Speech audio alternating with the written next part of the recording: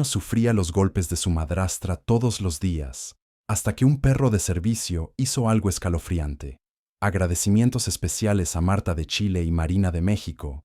No olviden suscribirse al canal y comentar desde donde lo están viendo para aparecer en el próximo video.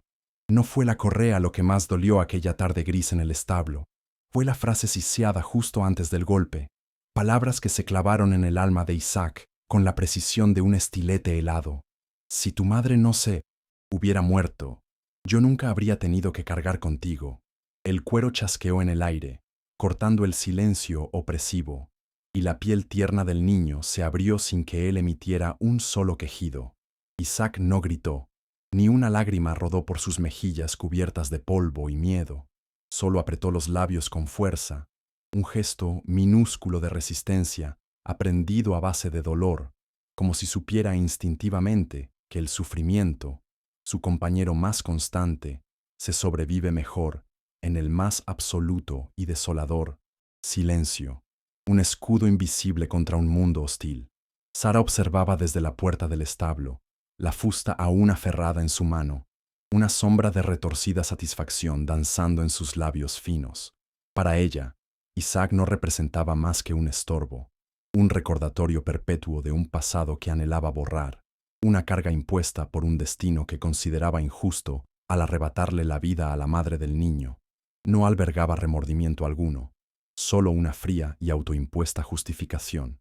La disciplina férrea se repetía a sí misma como un mantra. Era indispensable para enderezar a un crío que, en su percepción, era inherentemente problemático, casi un pequeño salvaje. Su corazón, si alguna vez conoció la ternura, se había petrificado, incapaz de registrar el terror mudo en los ojos del pequeño o la flagrante injusticia de su ira desmedida. Isaac había aprendido, con la dolorosa sabiduría que solo la adversidad temprana puede enseñar, el arte de la invisibilidad. Sus pasos eran sigilosos, su respiración apenas perceptible, sus movimientos calculados para no atraer la atención de Sara. Sabía que cualquier ruido, cualquier gesto fuera de lugar, podía desencadenar la tormenta. El miedo era una constante en su joven vida, un nudo helado en el estómago que nunca se deshacía del todo, una sombra que lo seguía incluso en los breves momentos de aparente calma. Comprendía que para sobrevivir en aquella casa debía convertirse en un fantasma, una presencia etérea que no alterara la frágil paz de su carcelera, pues la alternativa era siempre un nuevo estallido de violencia, una nueva herida en su cuerpo y en su alma. Su único consuelo, su único refugio seguro, era el rincón más oscuro del establo, junto a Rocío, la vieja yegua de pelaje manchado y ojos cubiertos por una neblina suave. Allí, entre el olor a paja húmeda y el calor animal, Isaac encontraba una paz precaria. Le susurraba a la yegua sus secretos más profundos, sus miedos más arraigados, seguro de que ella, con su tranquila presencia, lo escuchaba sin juzgar. Rocío nunca relinchaba en respuesta, nunca pateaba con impaciencia, solo permanecía quieta, ofreciendo un calor reconfortante, una compañía silenciosa que contrastaba brutalmente con la hostilidad que emanaba de la casa principal. Era un pacto tácito entre dos seres heridos, una alianza forjada en la soledad compartida. Con apenas 5 años, Isaac ya había llegado a una conclusión desoladora. Hay madres que no aman. Esta verdad, demasiado grande para un niño tan pequeño, se había instalado en su mente como una certeza inamovible. Veía a Nilda, la hija biológica de Sara, recibir caricias, palabras amables, juguetes nuevos, un trato que a él le era sistemáticamente negado. La diferencia era un abismo insalvable que le gritaba su condición de intruso, de ser no deseado. Entendía, sin que nadie se lo explicara, que algunas casas no son hogares, sino prisiones donde se aprende a no respirar demasiado fuerte, a no ocupar demasiado espacio, a existir en los márgenes para no perturbar la frágil y peligrosa normalidad impuesta por el adulto al mando. La atmósfera en la casa de los Navarro Rull era perpetuamente tensa, cargada de una electricidad palpable que anunciaba la inminencia de una nueva explosión de ira por parte de Sara. Cada crujido de la madera, cada portazo en la lejanía, hacía que el pequeño Isaac se encogiera, esperando el siguiente reproche, el siguiente castigo.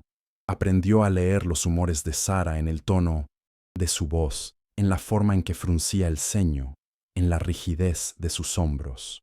Estos pequeños indicios eran su único sistema de alerta temprana en un entorno donde la seguridad era una ilusión efímera y la violencia una amenaza constante que podía materializarse en cualquier instante, sin previo aviso ni aparente provocación. Nilda, con sus 7 años, su lazo rosado en el cabello y una muñeca nueva entre los brazos, observaba a veces, desde la ventana de la casa, las idas y venidas de Isaac. Su madre la adoraba, la colmaba de atenciones, creando un universo paralelo donde el afecto era la norma. Para Nilda, Isaac era una figura extraña, casi una mancha que no se quitaba con jabón, tal como su madre solía referirse a él, aunque a veces una chispa de curiosidad o una incipiente lástima cruzaba sus infantiles pensamientos. La lealtad hacia su madre y el miedo a contrariarla eran más fuertes, silenciando cualquier impulso de acercamiento o compasión hacia el niño que compartía su techo, pero no su suerte. Una mañana, cuando el viento de la sierra bajaba con un silbido seco y la tierra del corral estaba dura y agrietada como los labios del niño, un grupo de vehículos irrumpió por el camino polvoriento del rancho. Eran camionetas con logotipos del gobierno, hombres y mujeres con chalecos fluorescentes y cámaras colgando de sus cuellos. Entre ellos, caminando sin prisa pero con una presencia imponente, se destacaba una mujer alta, morena, con acento del sur, llamada Baena. Llevaba botas de cuero curtido y una carpeta llena de papeles. A su lado, con paso cansado pero firme, avanzaba un perro viejo de pelaje grisáceo y hocico canoso, Zorn. Sus ojos, oscuros y profundos, parecían haber visto más guerras de las que cualquier humano podría soportar. Sara fingió una sorpresa ensayada al ver llegar a la comitiva. Abrió los brazos de par en par, como si ofreciera su casa y su vida sin reservas, una sonrisa forzada adornando su rostro. Inspección de rutina, anunció Baena con una gentileza que no lograba ocultar la seriedad de su misión. Nos llegó un reporte anónimo. Sara soltó una risita nerviosa. Aquí no tenemos nada que ocultar, señorita. Tal vez alguien se aburre mucho en este pueblo y solo quiere causar problemas. Su actuación era casi impecable, pero una tensión casi imperceptible en su mandíbula delataba un nerviosismo subyacente, un temor a que algo pudiera resquebrajar la fachada de respetabilidad que tanto se esforzaba por mantener ante la comunidad. Mientras Baena iniciaba la inspección de los establos y las instalaciones, haciendo preguntas cortas y directas a una Sara cada vez más locuaz en sus justificaciones, Zorn no mostró el más mínimo interés por los caballos ni por las cabras. El viejo perro, con una sabiduría ancestral que parecía guiar sus pasos cansados, caminó recto hacia el corral trasero. Allí, entre excrementos y el olor agrio del heno viejo, se encontraba Isaac, barriendo con una escoba que parecía demasiado grande para sus pequeñas manos. El niño se detuvo al sentir una presencia extraña. El perro también se detuvo. No hubo ladridos, no hubo miedo aparente en el niño, solo esa pausa larga, suspendida en el tiempo, en la que dos almas rotas parecieron reconocerse. Zorn se acercó lentamente a Isaac. No lo olió de forma inquisitiva, no intentó lamer su mano, simplemente se sentó frente al niño, a una distancia prudente pero significativa. Sus ojos oscuros, quietos, fijos en el pequeño, no transmitían amenaza, sino una profunda y serena comprensión. Era como si el perro, con su vasta experiencia en el sufrimiento humano, pudiera ver más allá de la suciedad y los harapos, directamente al corazón herido de Isaac. Estoy aquí, parecían decir sus ojos, y te veo. Veo tu dolor, tu soledad, tu miedo. Isaac, por su parte, permaneció inmóvil, observando al animal con una mezcla de cautela y una incipiente, casi imperceptible, curiosidad. Desde la distancia, cerca de la casa principal, Sara observó la interacción entre el niño y el perro. Sus ojos, al percibir la quietud entre ambos, se tornaron fríos y calculadores, como los de una serpiente calentándose al sol antes de atacar. Una mueca de desdén se dibujó en su rostro. Más tarde, intentando restar importancia al momento, le diría a Baena con una risa forzada: «Ese chico tiene un talento especial para la tragedia. Siempre está inventando cosas para llamar la atención.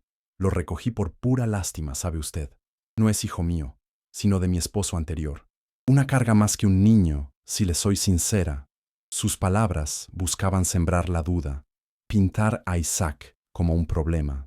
Baena escuchó las explicaciones de Sara sin responder verbalmente, pero sus ojos atentos no perdían detalle. Anotaba mentalmente cada palabra, cada gesto, cada contradicción. Sin embargo, fue Zorn quien ofreció la réplica más elocuente. En un movimiento lento pero decidido, el viejo perro se levantó y se colocó delante de Isaac, interponiendo su cuerpo entre el niño y la dirección donde se encontraba Sara, como una muralla tranquila pero inquebrantable. No gruñó, no ladró. Su sola presencia era una declaración, un acto de protección instintiva que no pasó desapercibido para Baena, ni para una Sara que comenzaba a sentirse visiblemente incómoda ante la inesperada lealtad del animal.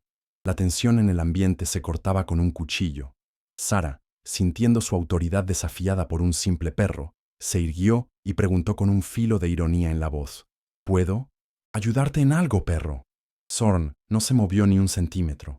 Solo la miró fijamente, y en esa mirada profunda y cargada de una historia no contada, había algo indomable, algo que Sara, por un instante fugaz, no pudo sostener. Desvió los ojos, un pequeño gesto que reveló una fisura en su coraza de aparente control. Baena lo notó todo, cada matiz de la interacción, y la carpeta en sus manos pareció pesar un poco más, cargada ahora no solo de papeles, sino también de una creciente certeza. Esa noche, después de que la comitiva se marchara prometiendo volver para completar la inspección, el rancho pareció sumirse en un frío más intenso, a pesar de que el clima no había cambiado.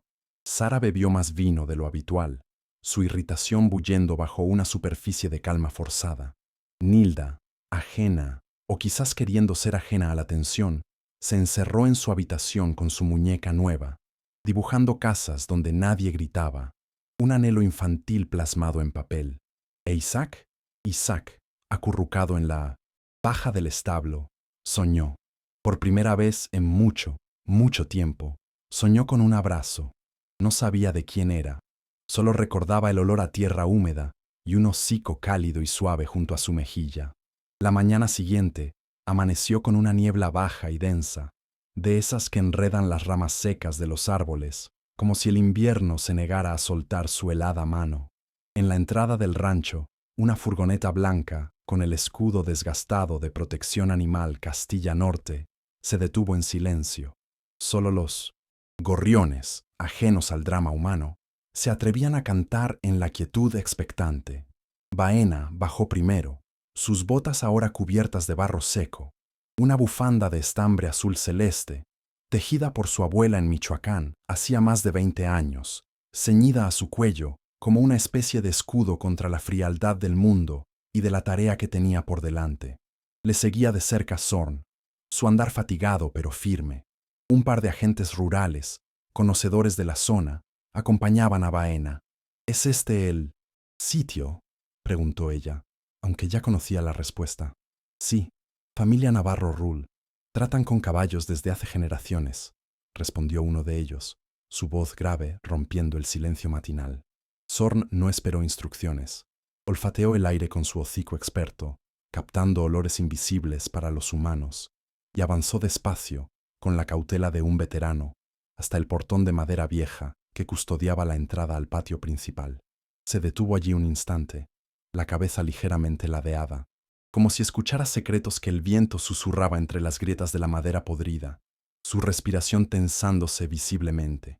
Del otro lado del patio, la figura de un niño pequeño arrastraba un cubo de avena que parecía pesar el doble que él. Era Isaac, con apenas 5 años, pero sus pasos eran los de alguien mucho más viejo, cargado con un peso invisible además del balde. No lloraba, pero cada uno de sus movimientos lentos y dificultosos Parecía una disculpa por el simple hecho de estar vivo, una súplica silenciosa por pasar desapercibido. Justo en ese momento, Sara salió de la casa, su vestido impecable y su maquillaje sin una sola falla, una máscara de respetabilidad perfectamente construida para enfrentar al mundo exterior y ocultar las tormentas internas. ¿Ayuda con animales? No, perfecto, exclamó Sara al ver a Baena, intentando proyectar una imagen de control y normalidad. Aquí todo está bajo control, como puede ver. Zorn soltó un gruñido bajo, casi inaudible, que nadie más pareció oír, excepto quizás Isaac, quien se detuvo en seco a una distancia prudente. Baena avanzó, su sonrisa cortés pero sus ojos analíticos. Buenos días. Venimos a realizar la inspección rutinaria. Le tomará solo unos minutos. Claro, claro. Pasen. No queremos problemas.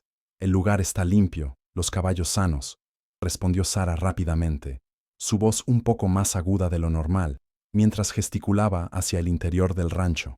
Luego, alzando la voz innecesariamente y sin dirigir la mirada directamente al niño, Sara ordenó: Isaac, deja eso ya, y no te atrevas a ensuciar a los visitantes con tu torpeza.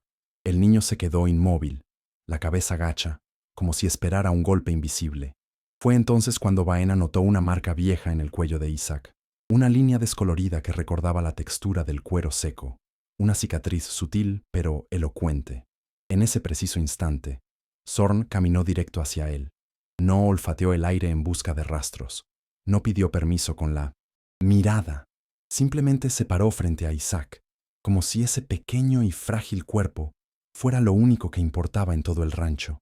Oh, él, dijo Sara, forzando una risa que sonó helada y falsa, acompañada de un gesto displicente con la mano. Ese niño siempre se hace la víctima. El pobrecito sabe llorar sin soltar una sola lágrima. Todo es puro teatro para llamar la atención. Baena no respondió a la provocación. Su mirada se trasladó del perro al niño y de nuevo al perro, observando la interacción silenciosa entre ambos. Isaac no se movió, pero sus ojos grandes y oscuros, normalmente opacos por el miedo, brillaban ahora con algo diferente, algo que no era temor, era una expresión más antigua, como si llevara siglos esperando ser visto, ser reconocido en su dolor. Zorn ladeó la cabeza suavemente y rozó la mano de Isaac con su hocico húmedo. En ese instante fugaz, Isaac hizo algo que ninguno de los presentes, excepto quizás Rocío en la intimidad del establo, le había visto hacer antes. Estiró los dedos temblorosos y tocó el pelaje áspero del perro. Fue solo un segundo, un contacto efímero, pero cargado de un significado profundo, como si una pequeña compuerta de confianza se hubiera abierto en su interior. Baena se inclinó con delicadeza hacia el niño. ¿Cómo te llamas?, preguntó con voz suave. El niño no respondió, permaneciendo en su mutismo habitual frente a extraños, especialmente en presencia de Sara. Zorn se sentó junto a Isaac, su cuerpo grande y viejo actuando como un escudo protector, su postura transmitiendo un mensaje claro: no tiene que hablar si no quiere. Yo hablaré por él. Sara, visiblemente irritada por la atención que el perro y la inspectora dedicaban al niño, murmuró: está algo tímido, ya ve, y es bastante torpe. La verdad sea dicha, pero lo alimentamos bien. Duerme en el cuarto de las herramientas. Mejor que nada, ¿no cree? La frase flotó en el aire como una gota de aceite en agua limpia, revelando la crueldad subyacente en su aparente preocupación, una justificación velada de la negligencia. Baena procedió a inspeccionar los establos con meticulosidad, pidió ver a cada uno de los caballos, hizo preguntas cortas y precisas sobre su alimentación, cuidados veterinarios y estado general. Todo, en la superficie, parecía estar en regla, quizás demasiado en regla, como si se hubiera preparado el escenario para una obra de teatro. Los animales lucían aceptablemente cuidados, aunque algunos mostraban una docilidad que rayaba en la apatía. Sara respondía a cada pregunta con una seguridad un tanto exagerada, ofreciendo detalles innecesarios en un intento por controlar la narrativa y desviar la atención de cualquier posible irregularidad. Zorn, mientras tanto, permanecía cerca de la puerta del establo, observando a Isaac, quien había reanudado sus tareas con lentitud. Cuando regresaron al patio principal, después de una inspección que a Baena le pareció extrañamente pulcra, Isaac ya no estaba a la vista. Probablemente, Sara le había ordenado esconderse o mantenerse ocupado lejos de las miradas curiosas. Sin embargo, Zorn sí estaba. El viejo perro se encontraba sentado frente a la puerta trasera de la casa principal, una puerta que conducía a las dependencias de servicio y al infame cuarto de herramientas. Estaba inmóvil, con las orejas erguidas, como si supiera instintivamente que detrás de esa puerta desvencijada se guardaban los secretos más oscuros del rancho, aquellos que aún no tenían nombre pero que pesaban en el aire como una tormenta inminente. ¿Ese perro aún está en servicio?, preguntó Sara con un claro desdén en la voz, intentando desviar la atención de la fija mirada de Zorn en la puerta trasera. Tiene aspecto de estar jubilado y ser más una molestia que una ayuda. Baena sonrió apenas, una sonrisa que no llegó a sus ojos. Los perros como Zorn nunca se retiran del todo, replicó con calma. Solo esperan pacientemente su última misión importante antes de irse a descansar. Definitivamente. Se detuvo junto a un rosal silvestre que crecía tenazmente junto al muro de piedra. Tenía espinas, sí, pero entre ellas asomaba una flor pequeña, tímida, de un rosa pálido, como un corazón que se negaba a cerrarse por completo, a pesar de la dureza del entorno. En la escuela del pueblo, la maestra a veces preguntaba por los hermanos Navarro Rull. ¿Y la niña Nilda?, inquiría con interés. Sara siempre respondía con orgullo sobre lo lista y obediente que era su hija. Ella es diferente, tiene carácter. No como el otro, solía añadir, refiriéndose a Isaac con un tono que lo despojaba de cualquier cualidad positiva. Baena, al recordar estos comentarios que le habían llegado a través de informes previos, no miró a Sara al salir del rancho ese día. Solo murmuró para sí, pero lo suficientemente alto para que Zorn, con su oído agudo, la escuchara. A veces, el que no grita es quien más recuerda, quien más lleva las cicatrices por dentro. Zorn no ladró al subir a la furgoneta, pero antes de que la puerta se cerrara por completo, giró su cabeza y miró hacia atrás una última vez. Su mirada no se dirigió hacia la imponente casa principal, ni hacia Sara, que los observaba desde el porche con los brazos cruzados y una expresión de triunfo mal disimulado. Los ojos del viejo perro se clavaron en la pequeña y sucia ventana del establo, el lugar donde Rocío solía descansar, y donde, en ese preciso instante, un par de ojos oscuros, los de Isaac, seguían observando la partida en silencio. En esa mirada infantil no había súplica, solo una espera antigua, paciente, como si supiera que alguien, por fin, había comenzado a escuchar de verdad. Y eso, por ahora, era suficiente. En el pueblo de Versalles, el tiempo parecía caminar con pasos de anciano. Las piedras del empedrado guardaban historias silenciadas que nadie se atrevía a contar en voz alta, y las puertas de las casas más antiguas crujían con cada ráfaga de viento, como si sus goznes se quejaran amargamente por los secretos que escuchaban durante las largas y oscuras noches. Allí, en ese microcosmos de apariencias y susurros, todo el mundo sabía algo sobre los demás, pero hablaban de todo menos de lo verdaderamente importante, de las sombras que se cernían sobre algunas familias. Sara pasaba por la plaza con sus vestidos entallados y las uñas pintadas de un rojo intenso, como la sangre seca, saludando con una sonrisa torcida. ¿Cómo está el pequeño?, preguntó una mañana la panadera, una mujer de Minot-Sensizama, voz suave como el algodón de azúcar, mientras le entregaba el pan a Sara. La pregunta era una formalidad, una costumbre del pueblo. Terco como una mula, como siempre, pero no se preocupe, yo sé cómo domar a los animales difíciles, respondió Sara sin el menor atisbo de vergüenza, su voz resonando con una confianza escalofriante.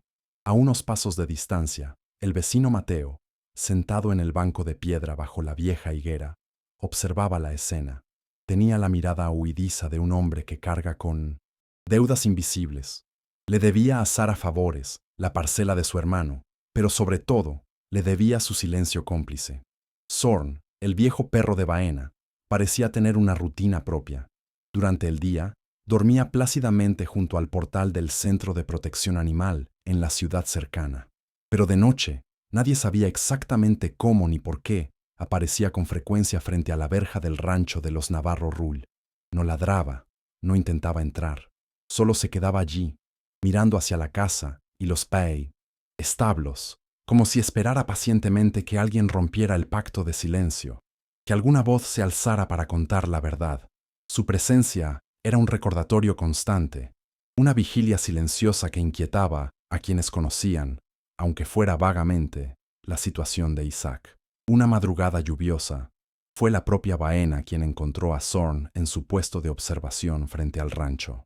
El perro estaba completamente empapado, sus patas hundidas en el lodo espeso que se formaba con la lluvia, torrencial, pero sus ojos seguían clavados en la ventana de la cuadra, aquella que correspondía al pequeño y miserable cuarto de Isaac. Desde el interior se escuchaba el golpeteo rítmico de Rocío, la yegua vieja, golpeando el suelo con el casco, un sonido que parecía un código desesperado, y detrás del muro de madera podrida, un sollozo contenido, apenas un temblor, como el de una hoja en pleno invierno, llegaba hasta los oídos de Baena. Era Isaac, llorando en la oscuridad. Baena no dijo nada. Se acuclilló lentamente junto a Zorn, sintiendo el frío de la lluvia calar sus huesos, y puso una mano grande y reconfortante sobre el lomo del perro. Esperó en silencio, compartiendo la vigilia. Zorn no se movió, pero su cuerpo entero vibraba con una tensión antigua, la misma que sienten aquellos que han visto demasiado sufrimiento, aquellos que llevan el peso de las injusticias del mundo sobre sus hombros cansados. El viento aullaba entre los árboles, arrastrando consigo los sonidos de la noche y el eco del dolor infantil que ambos, mujer y perro, habían llegado a proteger. La certeza de que debían actuar con más contundencia se afianzaba en el corazón de Baena. A la mañana siguiente, Helga Ruales, la trabajadora social asignada al caso tras el primer informe de Baena, llegó al rancho con su cuaderno de notas y una sonrisa profesional, algo apurada. Entrevistó a Isaac durante escasos 15 minutos en el porche de la casa, mientras Nilda jugaba ostentosamente con una muñeca, costosa a pocos metros de distancia, bajo la atenta mirada de Sara. Isaac apenas pronunció palabra, respondiendo con monosílabos y la cabeza gacha. Helga, en su informe, concluiría que el niño no mostraba señales claras de trauma severo, sino que más bien parecía un niño retraído y poco comunicativo, sugiriendo incluso indagar sobre antecedentes familiares de autismo, sin profundizar en las posibles causas ambientales de su comportamiento. Lo único que tiene ese niño es flojera y unas ganas tremendas de llamar la atención, espetó Sara con una risa breve y despectiva cuando Helga le preguntó por el comportamiento de Isaac. Si no fuera por mi caridad, estaría muerto de hambre en algún callejón oscuro. Helga asintió mecánicamente mientras tomaba notas, sin cuestionar la versión de Sara, ansiosa por cerrar el expediente y pasar al siguiente caso en su abultada agenda. Firmó el informe superficial y se marchó antes de que el sol alcanzara el campanario de la iglesia del pueblo, dejando tras de sí una estela de oportunidades perdidas y un niño aún más atrapado en su infierno silencioso. Baena, al leer el informe posteriormente, sintió una oleada de frustración e impotencia. Esa misma tarde, Zorn volvió al rancho. Esta vez, sin embargo, no se quedó en la verja. De alguna manera, logró colarse y se acostó directamente frente al portón del establo, bloqueando el acceso, y se negó a moverse. Cuando Sara salió, fusta en mano y el rostro desencajado por la ira al ver al perro, en su propiedad, Zorn gruñó. Fue un gruñido bajo, profundo, que no provenía de sus dientes, sino del alma misma, una advertencia cargada de una gravedad ancestral. No atacó, no retrocedió ni un ápice, solo gruñó, plantándose firme como una roca.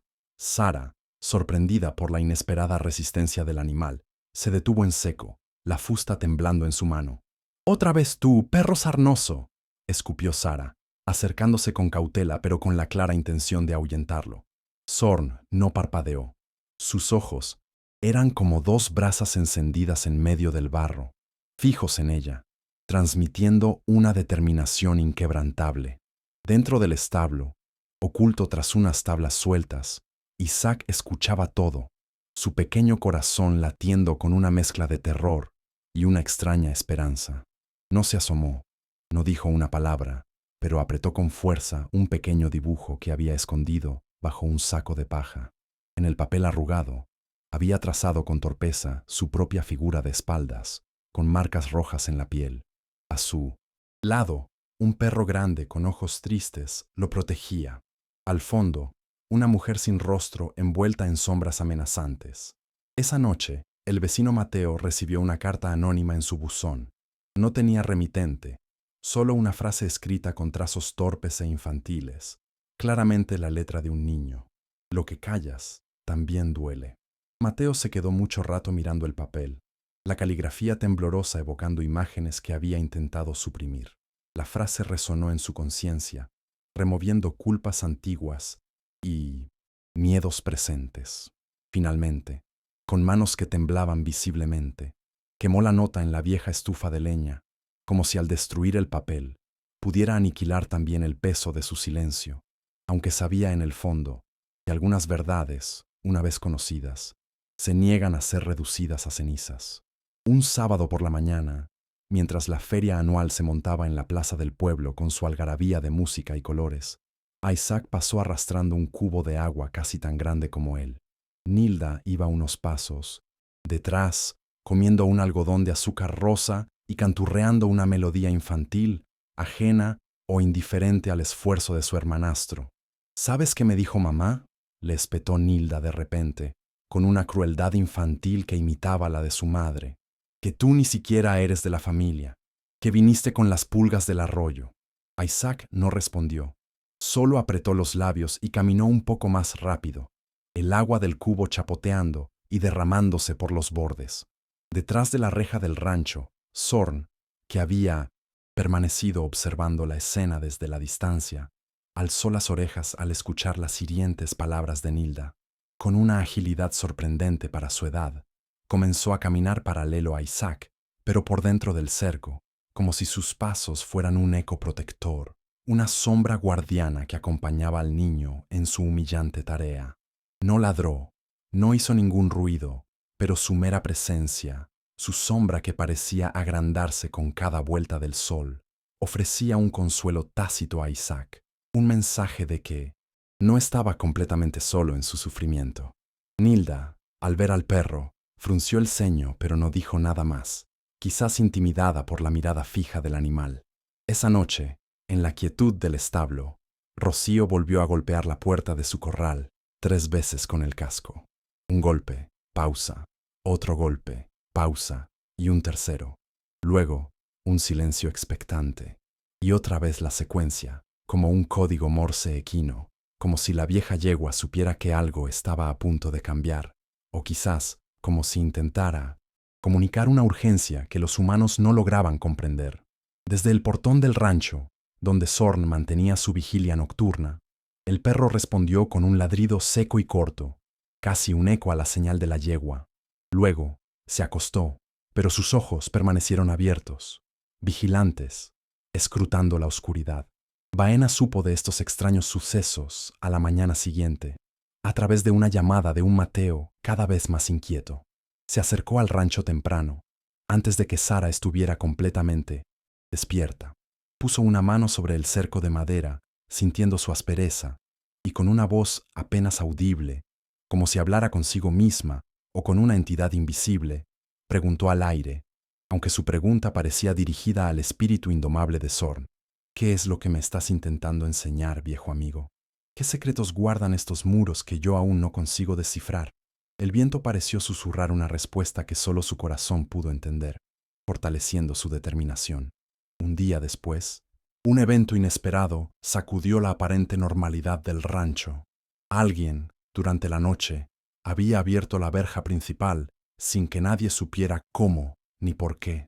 Al amanecer, Zorn estaba dentro, no merodeando, sino acostado tranquilamente junto a Isaac, que dormía profundamente en el heno del establo, cubierto solo con un saco viejo y raído.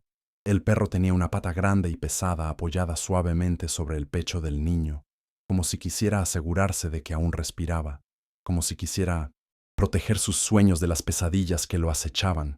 La imagen era de una ternura y una lealtad desgarradoras. Sara encontró la escena al ir a buscar los huevos de la mañana y estalló en un torrente de furia. «Maldito perro pulgoso, fuera de mi propiedad ahora mismo», gritó, su voz estridente rompiendo la paz matinal. Isaac despertó sobresaltado, pero esta vez no lloró, no se encogió de miedo. Se incorporó lentamente y con una calma sorprendente puso su pequeña mano sobre la cabeza de Minaud Saint-Ehon. Zorn, acariciando su pelaje áspero con un gesto suave, casi como si lo estuviera bendiciendo por su compañía. «No se va», dijo en voz baja, pero con una firmeza inaudita en él. Era la primera vez que desafiaba abiertamente a Sara. La palabra, apenas un susurro, cortó el aire como un cuchillo afilado. Sara se quedó helada, no tanto por el volumen de la voz de Isaac, sino por la forma en que el niño la miró directamente a los ojos. No había miedo en esa mirada infantil, solo una tristeza tan profunda y antigua que parecía imposible que cupiera en el cuerpo de un niño de 5 años. Una tristeza que había encontrado, por fin, un ancla de valentía. Ese día, algo se quebró definitivamente, no en Sara, cuya crueldad parecía inmutable, sino en la dinámica de poder del rancho y, sutilmente, en la conciencia adormecida del pueblo. Porque al mediodía, Matías, el vecino huraño y de pocas palabras que rara vez salía de su propiedad, fue directamente al centro comunitario donde Baena tenía una oficina temporal. Se plantó frente a ella, con el sombrero entre las manos y la tierra aún en sus botas, y dijo con una voz áspera pero firme: «Yo no confío mucho en la gente, señorita, pero sí confío en la mirada de los perros. Y ese perro viejo que anda con usted, Zorn, está diciendo la verdad sobre lo que pasa en el rancho de los Navarro Rull. Y por primera vez, alguien con peso en la comunidad, alguien además de Baena, escuchó y validó lo que el instinto animal y la inocencia herida intentaban comunicar. Con el testimonio de Matías y la creciente evidencia de los informes de Baena, que incluían los dibujos de Isaac y las observaciones sobre su estado físico y emocional, las autoridades finalmente tuvieron suficientes elementos para intervenir de manera más decisiva. Esa misma tarde, Baena regresó al rancho, esta vez no sola, sino acompañada por agentes de la Guardia Civil y una orden judicial que le permitía retirar a Isaac del cuidado de Sara. La mujer intentó resistirse, vociferando sobre sus derechos y la ingratitud del niño, pero sus protestas fueron en vano ante la determinación de la ley y la presencia silenciosa pero imponente de Zorn, que no se apartó de Isaac ni un segundo. El momento de la partida fue agridulce. Isaac, aferrado a la mano de Baena y con Zorn caminando a su lado como una sombra protectora, apenas miró hacia atrás. Nilda observaba desde la ventana, su rostro una mezcla indescifrable de curiosidad, alivio y quizás una incipiente culpa. Sara, derrotada y furiosa, permaneció en el porche, lanzando insultos que se perdían en el aire. Para Isaac, cada paso que lo alejaba del rancho era un paso hacia un futuro incierto, pero también un paso lejos del infierno que había conocido como hogar. Llevaba consigo apenas un pequeño atado con sus escasas pertenencias, pero también la promesa de seguridad que le ofrecían sus rescatadores. Isaac fue llevado temporalmente a un centro de acogida, un lugar limpio y ordenado, pero impersonal.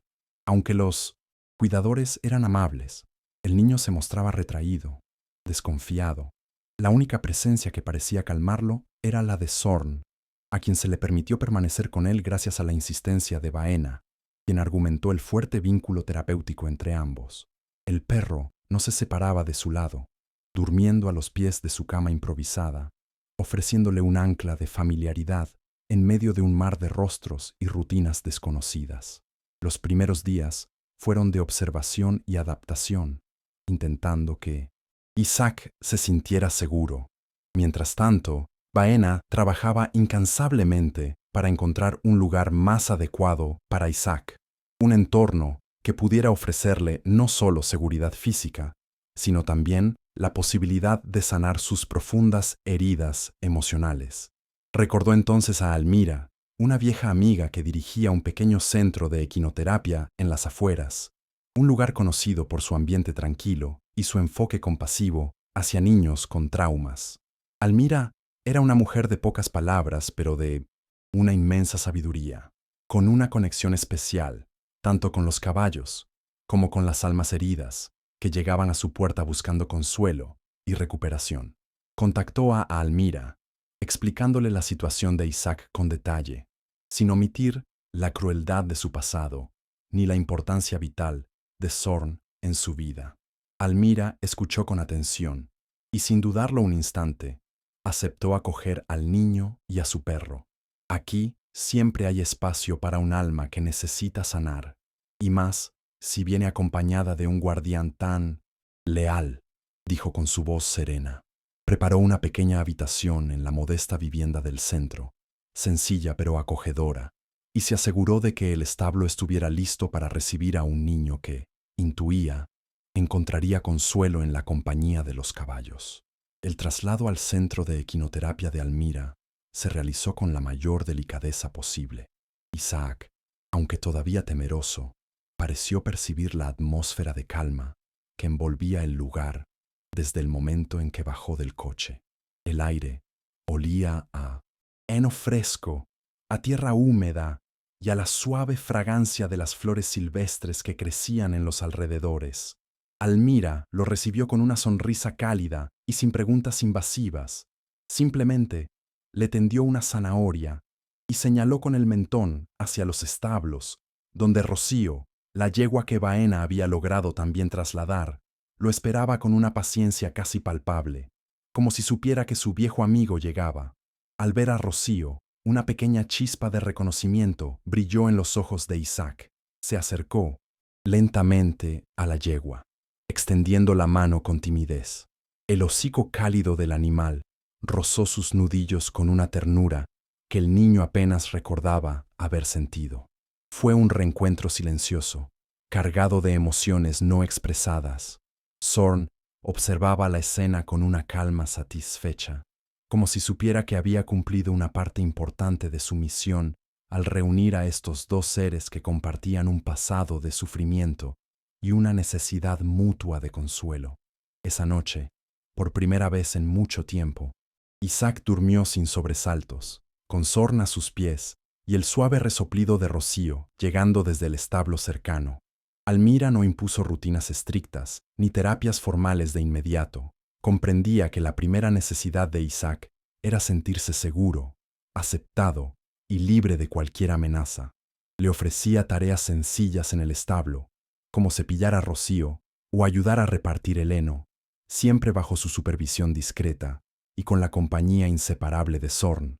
Observaba al niño interactuar con los animales, notando cómo su cuerpo, antes tenso y encogido, comenzaba a relajarse sutilmente en su presencia.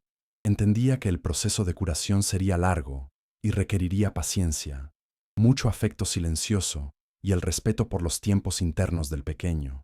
Los días en el centro de Almira transcurrían con una lentitud sanadora. Isaac comenzó a explorar los alrededores, siempre con Zorn siguiéndole los pasos. Descubrió pequeños arroyos, árboles centenarios bajo los cuales sentarse a observar las nubes y la compañía de otros animales del centro, gallinas, un par de gatos y otros caballos que también parecían tener historias de rescate. Aunque seguía siendo un niño de pocas palabras, sus ojos comenzaron a perder parte de esa opacidad temerosa y una curiosidad infantil, largamente reprimida, empezó a despertar en él. Almira simplemente sonreía, sabiendo que cada pequeño gesto de exploración era una victoria. Una tarde tibia de octubre, cuando el sol teñía el cielo de tonos dorados y las hojas de los árboles comenzaban a caer, creando una alfombra crujiente en los senderos del centro, ocurrió un incidente que rompería la monotonía tranquila. Una niña pequeña, Lía, hija de unos visitantes que habían acudido a conocer el trabajo de Almira, corría alegremente por el sendero que bordeaba un pequeño estanque artificial utilizado para el riego. En un descuido, sus pies resbalaron sobre el barro húmedo acumulado en la orilla y su pequeño cuerpo cayó bruscamente hacia el agua fría y oscura del estanque, que aunque no era excesivamente profundo, representaba un peligro para ella. ¡Lía!, gritó Almira, que se encontraba a pocos metros de distancia, su voz cargada de una repentina angustia.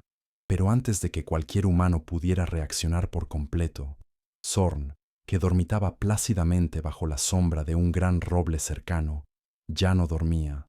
Su viejo cuerpo, movido por un instinto protector ancestral y una agilidad que desmentía sus años, respondió antes que el pensamiento. Saltó como un resorte, atravesando el espacio que separaba la tierra del agua, con la fuerza y la determinación de una promesa antigua, la promesa no escrita, de proteger a los más vulnerables, sin importar el coste personal. Cuando el cuerpo de la pequeña Lía apenas tocaba la superficie del agua, Zorn ya estaba allí, sujetándola con delicadeza, pero con firmeza por la ropa con su hocico, y nadando con brazadas potentes y seguras hacia la orilla. Parecía como si sus viejos huesos no le dolieran, como si de repente tuviera la energía de un perro de 5 años y no los 14 que realmente cargaba. Lía tosió, escupió agua y lloró asustada al ser depositada en tierra firme, pero estaba viva y a salvo, gracias a la rápida y valiente intervención del viejo perro. El silencio tenso que había seguido a su caída se rompió con suspiros de alivio y lágrimas de gratitud. Isaac, que había presenciado toda la escena desde cerca del establo, no dijo nada. Solo se acercó lentamente a Zorn, que ahora yacía en el suelo, jadeando por el esfuerzo, el pelaje empapado goteando agua y barro. Lo miró largamente, con una profundidad en sus ojos que iba más allá de sus pocos años, y luego, con ambas manos, le tocó el cuello con suavidad, un gesto de pura gratitud y admiración. «Gracias», susurró con la voz de quien ya sabe lo que significa ser salvado, de quien entiende el valor incalculable de un acto de protección desinteresada. Zorn solo movió la cola débilmente, como si aceptara el agradecimiento, con humildad. 2 días después, la historia del rescate estaba en todos los periódicos locales y en las pequeñas emisoras de radio de la comarca. Perro rescatista salva a niña de ahogarse en centro de equinoterapia. Zorn, el héroe de 4 patas. Una joven reportera de investigación, Elara Elesca Ferrer, conocida por su tenacidad y su olfato para las historias con trasfondo social, llegó al centro de Almira con una grabadora antigua y una libreta de cuero desgastada. Tenía algo en la mirada, una mezcla intrigante entre duda periodística, coraje y una ternura apenas disimulada que no pasaba desapercibida para quienes la conocían. Almira, mujer de pocas palabras y menos aún amiga de la publicidad, aceptó hablar con Elesca, quizás intuyendo que la periodista buscaba algo más que una simple historia de heroísmo animal. Le contó brevemente sobre el trabajo del centro, sobre Zorn y con mucha cautela sobre la llegada de Isaac. Elesca escuchó todo con atención, tomando notas, precisas en su libreta, haciendo preguntas incisivas pero respetuosas. En lugar de marcharse tras la entrevista, como suelen hacer la mayoría de los reporteros, pidió permiso para quedarse unos días en el centro. «Quiero entender por qué este lugar huele a duelo y a milagro al mismo tiempo», argumentó con sinceridad. Nadie respondió verbalmente a su petición, pero tampoco nadie la detuvo. Almira simplemente asintió, ofreciéndole una pequeña habitación de huéspedes. Durante los siguientes días, Elesca observó la vida en el centro, las interacciones entre Isaac, Zorn y Almira, la forma en que los caballos parecían responder a la presencia del niño. Una noche, mientras revisaba archivos viejos del centro que Almira le había permitido consultar, buscando quizás historias previas de rescates o rehabilitaciones, encontró algo que no esperaba, algo que encendió todas sus alarmas de periodista de investigación. Un expediente cerrado, casi olvidado, con el nombre de Isaac Garmendia. El expediente era escueto, casi insultante en su brevedad. Observaciones superficiales, fechas de visitas fugaces y una conclusión demoledora. No se encontró evidencia suficiente para intervenir de manera concluyente en el entorno familiar. Se recomienda seguimiento esporádico. Estaba firmado por una tal Helga Ruales, trabajadora social. Eleska sintió un escalofrío recorrer su espalda. El mismo apellido de la inspectora, que según los primeros informes que había logrado obtener de fuentes confidenciales en servicios sociales, había supervisado inicialmente el caso de Sara Rivas y el niño problema que vivía con ella, pasando apenas 15 minutos en la inspección del miserable trastero donde Isaac había vivido. A la mañana siguiente, con el corazón latiéndole con fuerza por la indignación y la urgencia de su descubrimiento, Eleska pidió hablar con Isaac. El niño, que estaba cepillando a Rocío en el corral, la miró desde lejos, abrazándose instintivamente a Zorn, que se interpuso ligeramente entre él y la periodista, como evaluando sus intenciones. Isaac no parecía querer hablar, sus ojos reflejando la desconfianza aprendida a base de demasiadas decepciones y preguntas dolorosas. «No quiero que me preguntes lo que ya me preguntaron 1000 veces», dijo finalmente. Su voz apenas un susurro, pero cargada de una firmeza que sorprendió a Eleska. Eleska asintió comprensivamente, su voz suave para no asustarlo. «Entiendo. Puedo preguntarte algo distinto entonces. Algo que quizás solo tú y Zorn sepan». Hubo un largo silencio, roto solo por el suave masticar de Rocío y el canto de un pájaro lejano. Isaac no respondió, pero tampoco se alejó. Eleska se arriesgó. «¿Qué es lo que Zorn sabe, Isaac? ¿Qué es lo que él entendió desde el principio que muchos adultos no quisieron o no supieron ver?» Isaac bajó la mirada hacia el perro, acariciando su cabeza con ternura. «Él no necesitó pruebas», susurró finalmente. «Él me creyó con el cuerpo, con su calor. Siempre supo cuándo me iba a doler». Esa misma tarde, Eleska publicó un artículo mucho más largo y profundo en la edición digital de su periódico. Un artículo que iba más allá del simple rescate de Lía. Ya no hablaba solo del heroísmo de Zorn, sino que se adentraba en el laberinto oscuro del silencio institucional, del abandono legal, de un sistema que a menudo mide los gritos y la evidencia física flagrante, pero no sabe ver el terror en los ojos de un niño, ni interpretar los silencios cargados de sufrimiento. Y en ese artículo, con la valentía que la caracterizaba, mencionó nombres: Helga Ruales, la trabajadora social negligente, el alcalde de Orellana, Demiro Sastre, por su pasividad, y Sara Rivas, por supuesto, como la perpetradora del abuso. Las llamadas comenzaron a llegar a la redacción del periódico y al centro de Almira antes incluso del anochecer. La historia, con sus acusaciones directas y su cruda descripción del calvario de Isaac, había tocado una fibra sensible en la opinión pública. Almira, abrumada, apagó su teléfono. Baena, desde la Oficina Central de Protección Animal, llamó pidiendo calma y asegurando que se tomarían medidas internas. Mateo, el vecino que todo lo observaba desde su parcela, dejó una nota anónima en la reja del centro de Almira. «Les dije que el perro ladraba por algo. Los animales no mienten». El escándalo estaba servido, y la presión sobre las instituciones comenzó a ser insostenible. A los pocos días, como resultado directo de la investigación periodística de Eleska y la subsiguiente presión mediática y social, Helga Ruales fue suspendida temporalmente de su cargo mientras se abría una investigación interna exhaustiva sobre su actuación en el caso de Isaac y otros posibles casos de negligencia. Demiro Sastre, el alcalde de Orellana, presionado por su propio partido y por el ayuntamiento en pleno, presentó su renuncia alegando motivos personales, aunque todos en el pueblo sabían la verdadera razón.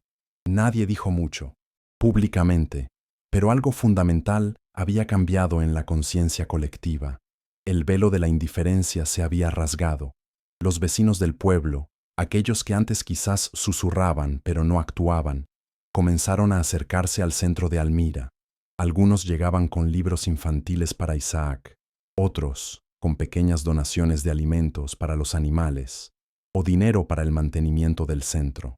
Muchos llegaban simplemente con los ojos avergonzados, ofreciendo disculpas tardías. «No sabíamos la magnitud», decían algunos. No quisimos ver lo que era tan evidente, admitían otros con pesar. Almira solo respondía con una frase serena pero contundente, que repetía como un mantra necesario. El silencio también deja marcas, y a veces son las más difíciles de borrar. Una tarde de noviembre, mientras el viento frío del otoño jugaba con las cortinas del establo y barría las últimas hojas secas, Elesca se sentó junto a Isaac, que dibujaba concentrado en una hoja de papel arrugada que había encontrado. «¿Qué estás haciendo?», preguntó con curiosidad genuina. Isaac, sin levantar la vista, respondió: «Una cosa que soñé anoche».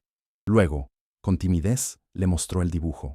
Era Zorn, imponente, parado frente a una casa en ruinas, y detrás del perro, varios niños pequeños con alas frágiles despegando hacia el cielo. «¿Qué significa?», inquirió Elesca, conmovida. Isaac pensó un momento antes de responder, sus ojos fijos en su propia creación.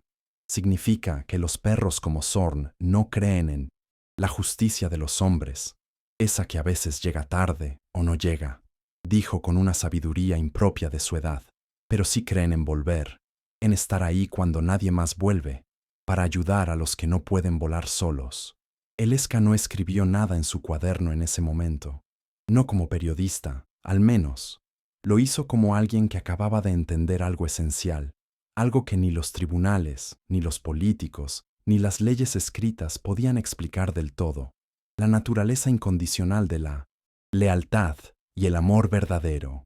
La sala del juzgado en Zamora olía a madera vieja, a legajos acumulados y a un invierno que se resistía a marcharse del todo. Las paredes altas, de piedra rugosa y fría, parecían absorber cualquier sonido del mundo exterior, creando una atmósfera solemne y opresiva.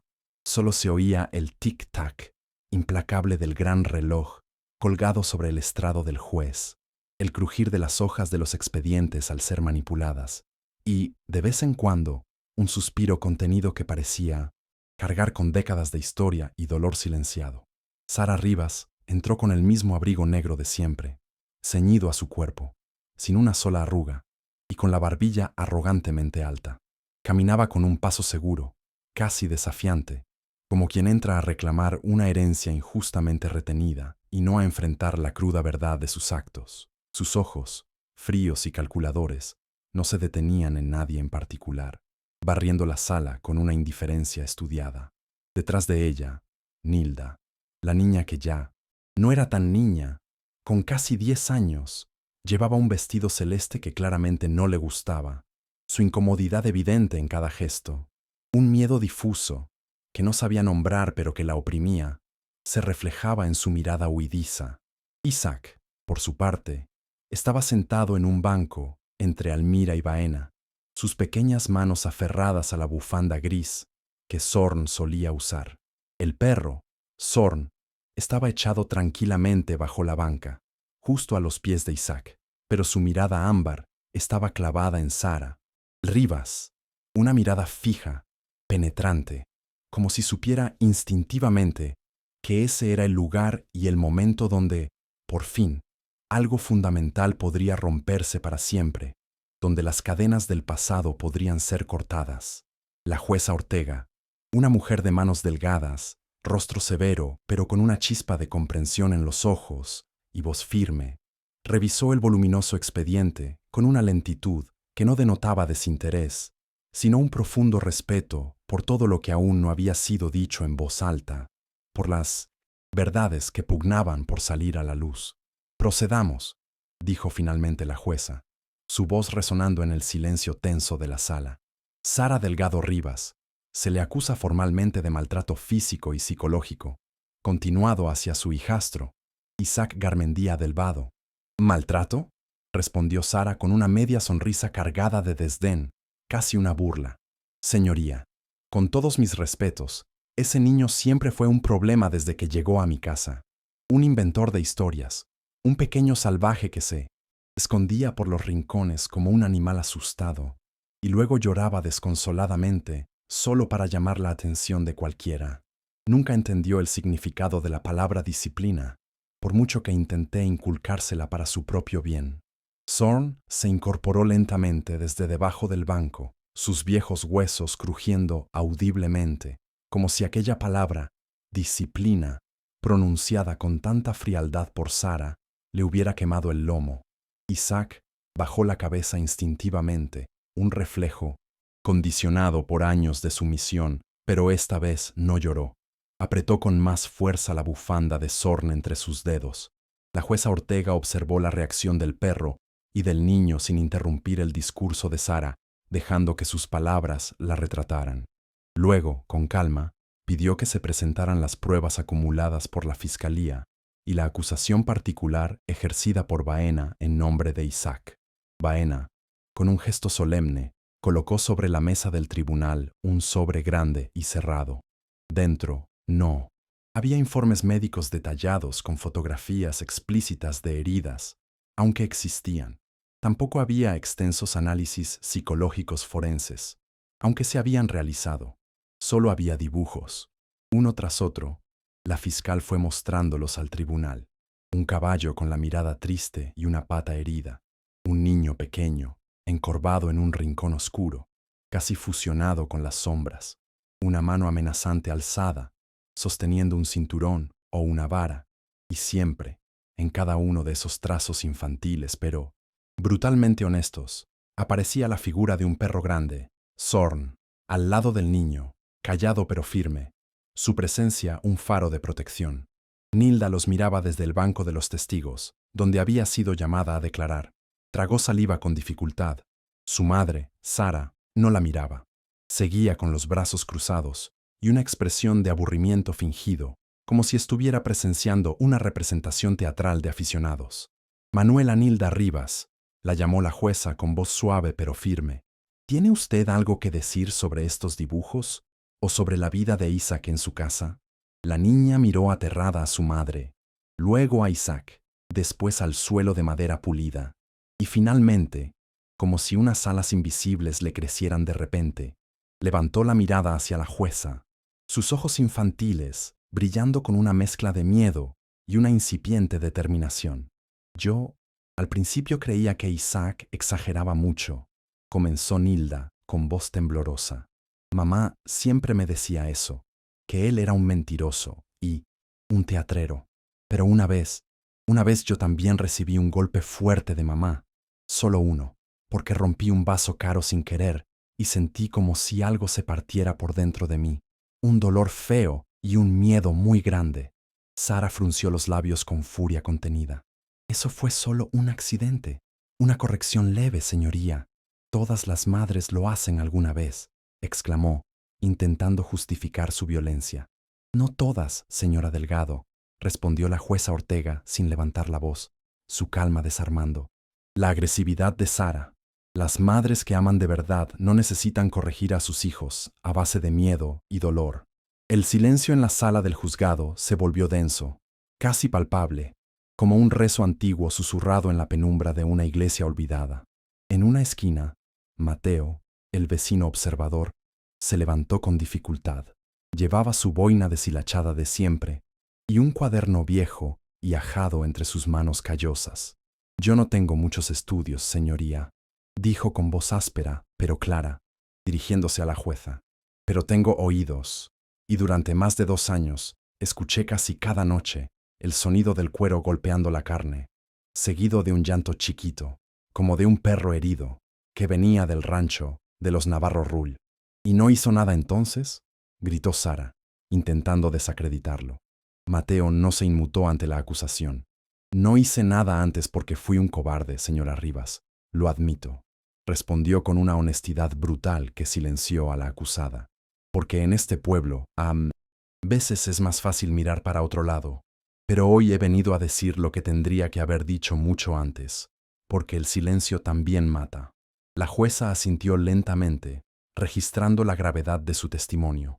El fiscal, satisfecho, indicó que no tenía más preguntas para el testigo. En ese preciso instante, Zorn, como si entendiera la importancia del momento, se levantó de nuevo y caminó lentamente hasta el centro de la sala, justo frente al estrado. No ladró, no gruñó, no hizo ningún truco para llamar la atención. Simplemente se sentó frente a Sara Rivas, que lo miraba con una mezcla de odio y temor. y la observó fijamente, en un silencio profundo y acusador, como si con su sola presencia quisiera preguntarle si ella, después de todo el daño causado, podía dormir tranquila por las noches. Y entonces ocurrió algo que nadie en la sala esperaba, ni siquiera Baena o Almira. Isaac, el niño que había aprendido a sobrevivir en el mutismo, se puso de pie. Sus pequeños pies apenas tocaban el suelo desde el borde de la silla, pero su voz, aunque baja, sonó clara y firme en todo el recinto. Ella nunca me vio de verdad, dijo Isaac, su mirada fija no en Sara, sino en la jueza, como si buscara en ella la comprensión que siempre le fue negada. Solo me gritaba y me pegaba, como si yo fuera una sombra que estorbaba en su camino, una cosa sin importancia. Pero Zorn sí me vio desde el primer día, y Rocío, la yegua, también me veía y me escuchaba en el establo. Y yo aprendí de ellos que si un animal puede defenderme y quererme, yo también puedo defenderme y decir mi verdad. Sara se giró hacia él con la boca abierta, como si fuera a replicar, pero por primera vez en mucho tiempo no encontró palabras. Su máscara de arrogancia comenzaba a resquebrajarse. La jueza Ortega cerró el expediente con un gesto lento y deliberado. Tomó aire profundamente, como si cargara sobre sus hombros el peso de todas las infancias rotas, y dijo con una voz que, aunque serena, no admitía réplica. Este tribunal no solo juzga con las leyes escritas en los códigos, señoras y señores, juzga también con la memoria, porque la justicia sin memoria es una justicia incompleta. Y la memoria de un niño, las cicatrices que lleva un niño en su alma, no se borran con excusas ni con el paso del tiempo. Luego, miró directamente a Sara Rivas y dictó la sentencia con una claridad implacable. 3 años de prisión condicional, supeditados al cumplimiento estricto de un programa de terapia psicológica supervisada y a la prohibición absoluta de acercarse o contactar a Isaac o Nilda, pérdida permanente e irrevocable de la custodia de ambos menores. Sara no lloró, no gritó, no suplicó, solo se quedó allí, inmóvil, su rostro una máscara de incredulidad y rabia contenida. Nilda, al escuchar la sentencia, comenzó a llorar en silencio, no por su madre, sino quizás por el alivio de una carga que apenas comenzaba a comprender. Isaac, por su parte, bajó del estrado y caminó directamente hacia Zorn. Lo abrazó con todas sus fuerzas, hundiendo el rostro en su pelaje áspero y familiar. «Ya está, Zorn», le susurró casi en secreto, su voz ahogada por la emoción. «Ya no tengo que esconderme más. Se acabó». Zorn apoyó su gran cabeza sobre el pecho del niño, lamiendo suavemente una lágrima que rodaba por la mejilla de Isaac, y por primera vez desde que entraron en aquella fría sala de juzgado, una sensación de paz genuina, de justicia cumplida, se sentó con ellos. Almira le pasó la bufanda gris a Isaac, y Baena le acarició el hombro con una sonrisa de alivio y orgullo. La jueza Ortega, antes de retirarse a sus aposentos, se detuvo un instante al pasar junto a ellos. No se dirigió a los adultos. Sus ojos se posaron en Zorn, que seguía protegiendo a Isaac. Se inclinó ligeramente y le dijo al perro en voz baja, con una ternura inesperada: «Buen chico, Zorn. Muy buen chico. Has hecho un gran trabajo». Fuera del tribunal, la tarde gris comenzaba a abrirse, y los primeros y tímidos rayos de sol acariciaban las calles empedradas de Zamora. En algún lugar muy lejos de los expedientes y las sentencias, un niño, Isaac, volvía a creer que su voz, aunque pequeña, merecía ser escuchada y que, a veces, los milagros llegan en forma de un viejo perro con ojos sabios. El campo en el centro de Almira estaba cubierto de un rocío matinal resplandeciente. No el rocío de la yegua vieja con ojos cansados, aunque ella también pastaba tranquilamente a lo lejos, sino esa humedad, serena, que cubre la tierra cuando el sol aún no ha tenido el valor de mostrarse del todo. Isaac caminaba descalzo entre los surcos del pasto recién cortado, con los pantalones remangados hasta las rodillas y las manos metidas en los bolsillos de una chaqueta de lana que Almira le había tejido y que aún le quedaba un poco grande. Zorn lo seguía de cerca, sin correa, sin apuro, sus pasos apenas audibles sobre la hierba húmeda, una presencia constante y reconfortante. se detenían juntos, como solían hacer cada mañana frente a la valla del establo principal, justo en ese punto donde el viento siempre parecía soplar un poco más fuerte, como si quisiera llevarse consigo los recuerdos dolorosos que nadie en aquel lugar quería nombrar en voz alta. Isaac alzó la mirada hacia la colina suavemente ondulada. Rocío, la yegua, pastaba en calma, sola pero visiblemente tranquila, su silueta recortada contra el cielo que comenzaba a teñirse de tonos rosados y anaranjados. La yegua ya no parecía pertenecer a un pasado de sufrimiento, sino a una especie de presente sereno, donde nada malo podía alcanzarla, donde el dolor era solo un eco lejano. ¿Sabes, Zorn?, susurró el niño, su voz mezclándose con el murmullo del viento entre los árboles. Aquí nadie me llama inútil. Nadie me dice que soy una carga o que estorbo. El viejo perro ladeó la cabeza, sus orejas atentas captando cada sílaba, como si comprendiera perfectamente el significado profundo de aquellas sencillas palabras. Aquí me dejan ser silencio, pero no es el silencio de antes, Zorn, ese que pesaba como una manta mojada sobre los hombros y ahogaba la respiración. Este silencio es diferente. Es el silencio bueno del campo al amanecer, del pan recién horneado que prepara Almira, del abrazo que no necesita hacer ruido para sentirse. Almira los observaba desde la ventana de la cocina, con una taza de café caliente entre las manos, su mirada llena de una ternura serena. Su casa era sencilla, de piedra rústica y paredes gruesas que aislaban del frío en invierno y del calor en verano, adornada con fotos enmarcadas de gente que ya no estaba físicamente, pero cuya presencia se sentía en cada rincón. Su difunto marido, su hijo que se fue demasiado pronto, una abuela que rezaba frente a una vela cada noche de difuntos. Ella no hablaba mucho, Almira, pero cuando lo hacía, sus palabras eran como semillas, se quedaban en la tierra fértil del corazón, crecían lentamente y florecían cuando uno menos lo esperaba. Ese niño tiene una ternura en el alma que no se compra con todo el oro del mundo, murmuró Almira para sí misma, mientras Zorn, que ahora era parte oficial e indispensable de la casa, dormía plácidamente bajo la mesa de la cocina, roncando suavemente. El perro ya no perseguía ardillas en el bosque, ni ladraba a las escasas visitas que llegaban al centro. Solo existía, como un faro de calma, una presencia sólida y constante que decía sin palabras: aquí estás a salvo, pequeño. Aquí nadie te hará daño, mientras yo esté cerca. Su lealtad era el pilar sobre el que Isaac reconstruía su confianza en el mundo.